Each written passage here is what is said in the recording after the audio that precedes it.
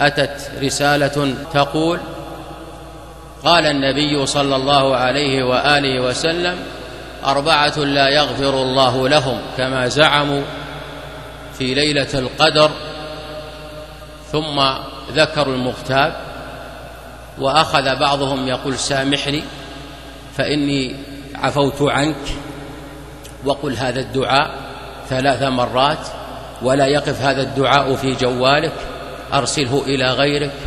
سبحان الله، هي البدعة التي حصلت في زمن شيخنا ابن باز رحمة الله عليه. هذا الحديث موجود وتكلم عنه شيخنا ابن باز رحمه الله، لكنه ظهر وانتشر بسبب انتشار هذه الوسائل، فأصبحت البدع المدفونة تظهر الآن.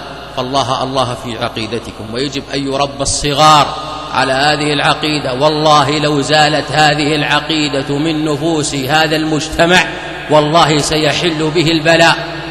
الذين آمنوا ولم يلبسوا إيمانهم بظلم أولئك لهم الأمن وهم مهتدون. سرح طرفك يمنة ويسرى، من حيث الأمام من حيث الخلف، في أي مكان تجد أن الفتن والزلازل والمشاكل عمت أرجاء المعمورة.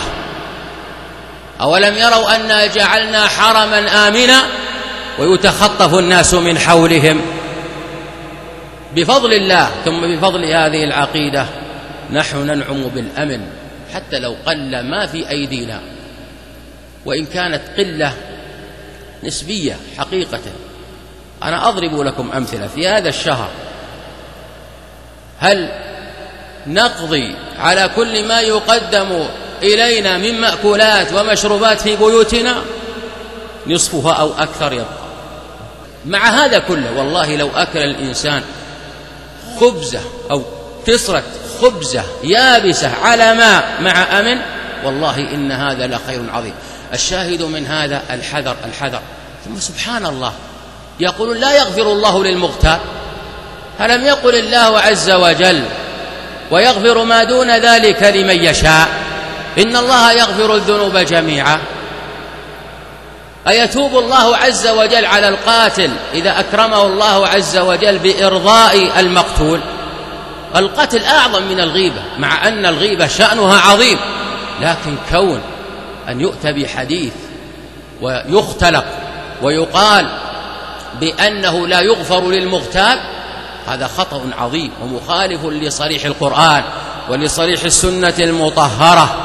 الله الله الله الله بعقيدتكم. ولذلك يقول ابن القيم رحمه الله، يقول: إن القلوب إذا اشتغلت بالبدع أعرضت عن السنن. فنسأل الله عز وجل أن يحفظ عقيدتنا وديننا. فهذه وصيتي لكم.